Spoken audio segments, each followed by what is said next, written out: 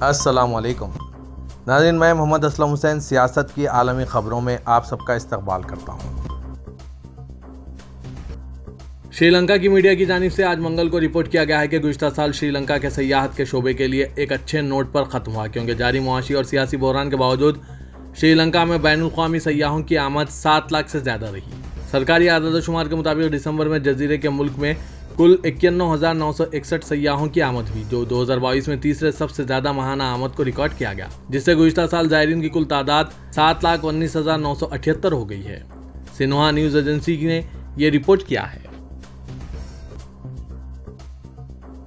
श्रीलंका की हुकूमत ने आज मंगल को घरेलू अशिया की कीमतों में इजाफे के तनाजुर में अंडे दरामद करने के मंसूबों का ऐलान किया है। सिन्हुआ खबर रसां एजेंसी की रिपोर्ट के मुताबिक काबीना के तर्जुमान गुनावर्धना ने सहाफ़ियों को बताया कि अंडे की दरामद के लिए काबीना के सामने एक तजवीज़ पेश की गई और काबीना ने, जिसने पीर को एक इजलास मुनक्किद किया था, इस तजवीज़ की मंजूरी दी।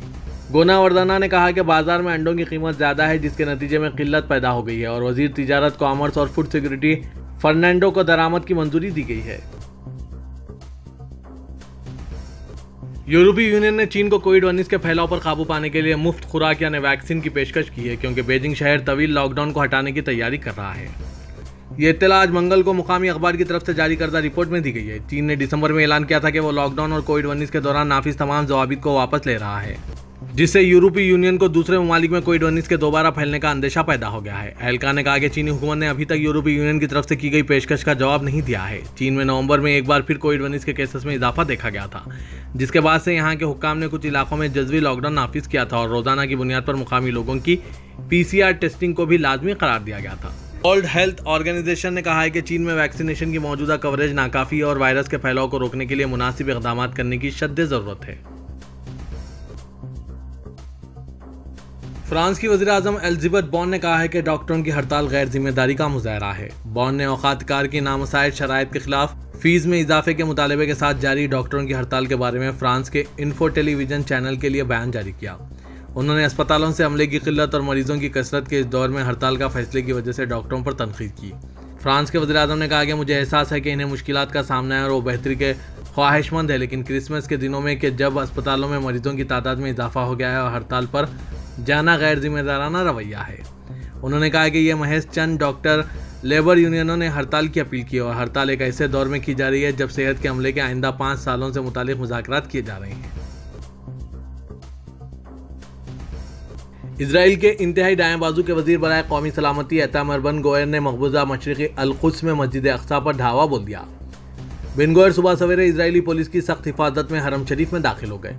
इश्तियाल अंगेज इक़दाम के साथ पहचाने जाने वाले इंतहाई दाएं बाजू के बेन गविर 5 साल बाद मस्जिद अक्सा में दाखिल होने वाले पहले इजरायली वजीर हैं। इजरायली सियासतदान की मस्जिद अक्सा की हैसियत की खिलाफ वर्जी और इसे फ़लस्तीनियों की तरफ से हमले के तौर पर तस्वुर करदा ये कार्रवाई अबरानी कैलेंडर के मुताबिक त्यूयत के महीने की 10 तारीख को सरअंजाम दी है। फ़लस्तीनी अथॉरिटी ने खबरदार किया है कि मस्जिद अक्सा की तारीखी हैसियत को ख़राब करने के संगीन नतायज होंगे। सऊदी अरब ने आज मंगल की सुबह यरूशलेम में मस्जिद अक्सा के अहाते में दाखिल हुए एक इंतहाई कौम परस्त इजरायली काबीना के वजीर के इश्तियाल अंगेज इक़दाम की सख्त मजम्मत की है। मुमलिकत की वज़ारत ख़ारजा ने एक बयान में कहा है कि वज़ारत ख़ारजा सऊदी अरब की तरफ से एक इजरायली अहलकार की तरफ से इश्तियाल अंगेज कार्रवाई की मजम्मत करता है, जिसने मस्जिद अक्सा पर धावा बोला। मुमलिकत की वज़ारत ख़ारजा ने एक बयान में यह बात कही। इजरायली वज़ीर इतामार बेन गविर के मंगल के दौरे, जिन्होंने सख्त हिफाजती इंतज़ामात में मुख्तसर तौर पर इस मुकाम का दौरा किया, इसके बाद अरब ममालिक की रियासतों और तंजीमों की तरफ से मजम्मत की जा रही है, जिन्होंने इस अमल को मुक़द्दस इबादत गाह के तक़द्दुस की सरीह खिलाफ वर्जी करार दिया है। सऊदी अरब के फरमानरवा शाह सलमान बिन अब्दुल अजीज ने आज मंगल को रियाज के अल यमामा पैलेस में काबीना के हफ्तावार इजलास की सदारत की। मुलाकात के दौरान सऊदी काबीना ने मुमलिकत और मुतअद्दिद बरादर और दोस्त ममालिक के दरमियान हो रही हालिया बातचीत का जायजा लिया। वज़रा ने मुतअद्दिद उमूर पर तबादला ख्याल किया और इलाक़ाई और आलमी पेशरफ्त का जायजा लिया। उन्होंने रूसी यूक्रेनी बहरान को सियासी तौर पर हल करने के लिए बैनुल-अक़वामी कोशिशों के लिए मुमलिकत के हिमायती मौक़िफ़ की तस्दीक़ की। सऊदी इंसानी हुकूक के कमीशन और अक़वाम मुत्तहिदा के इदारे बराए मंशियात व जराइम ने इंसानी स्मगलिंग की रोकथाम के लिए हो रहे मुआहदे के दूसरे मरहले पर दस्तखत किए हैं। अरब न्यूज़ के मुताबिक यह मुआहदा कमेटी बराए इंसाद इंसानी स्मगलिंग के कौमी एक्शन प्लान के मकासद को पूरा करने में मुआविन साबित होगा। सऊदी इंसानी हुकूक कमीशन की सदर हाला अल तवजरी ने कहा कि इंसानी स्मगलिंग घिनौने जराइम में से एक है जो इंसानी हुकूक की खिलाफवर्जी करता है, अफराद को इनकी आज़ादी और वक़ार से महरूम रखता है। सऊदी अरब में तजरीदी आर्ट के फनकार मोहम्मद अल अमार के चर्चे हैं, जिन्होंने रियाज में किंग फहद रोड के एक टावर पर बानी मुमलिकत शाह अब्दुल अजीज़ का सबसे बड़ा दीवारी पोर्ट्रेट बनाया है।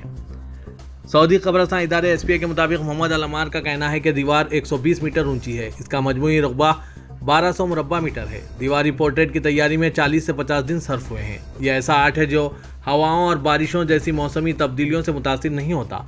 इसमें जो रंग इस्तेमाल किए गए हैं वो मौसम से मुतासिर नहीं होते। सऊदी महकमा तालीम ने कहा है कि जिद्दा में गैर यकीनी मौसमी हालात के बाद चारशुम्बा 4 जनवरी को भी स्कूल्स बंद रहेंगे। वाज़रे के रवां हफ्ते के दौरान बारिश के बाद जिद्दा समेत मुख्तलिफ शहरों के तालीमी इदारों में तदरीसी ऑनलाइन रही है। सबक वेबसाइट के मुताबिक वजारत तालीम ने कहा है कि जिद्दा के अलावा मक्के मुकर्रमा, राबिग, कलीज, जमूम, अल कामिल और बहरे के तमाम तालीमी इदारों में तदरीस ऑनलाइन होगी। दुबई म्यूनसिपलिटी ने इमारत दुबई में नए साल की तकरीबात के दौरान जमा हुए तमाम कचरे को हटाने का ऐलान किया है। उन्होंने तकरीबन 90 मुआयने और निगरानी के दौरे भी किए ताकि इस बात को यकीनी बनाया जा सके कि इनके साथ हो रहे वाक़यात के मुंतज़मीन सेहत और हिफाजत के मियारात पर अमल पेरा हों। बल्दिया की टीमों ने सुबह 6 बजे से पहले रिकॉर्ड वक्त में फील्ड सफाई की कार्रवाइयाँ मुकम्मल की, जिसमें 114 से ज़्यादा आलात इस्तेमाल किए गए। मुत्तहदा अरब इमारात के सदर शेख मोहम्मद बिन जायद अल नहयान ने आज मंगल के रोज़ एक विफाकी फरमान जारी किया, जिसमें स्टाफ लेफ्टिनेंट जनरल इंजीनियर ईसा सैफ मोहम्मद अल मजरूई को मुत्तहदा अरब इमारात की अफवाज का चीफ ऑफ स्टाफ मुकर्रर किया गया है। यह फरमान सरकारी गज़ेट में शाया किया जाएगा और इसके इजरा की तारीख पर नाफिजुल अमल होगा। पाकिस्तान मुस्लिम लीग नवाज ने मंगल के रोज़ मरियम नवाज शरीफ को न सिर्फ पार्टी में सीनियर नायब सदर के ओहदे पर तरक्की दे दी है, बल्कि इन्हें पार्टी का चीफ ऑर्गेनाइजर भी मुकर्रर कर दिया है। मुस्लिम लीग नवाज की 30 साला सियासी तारीख में यह पहली दफ़ा हुआ है कि किसी खातून को पार्टी का चीफ ऑर्गेनाइजर बनाया गया है, जबकि सीनियर नायब सदर के ओहदे पर भी वो पार्टी के अंदर पहली खातून है जो इस ओहदे तक पहुंची है।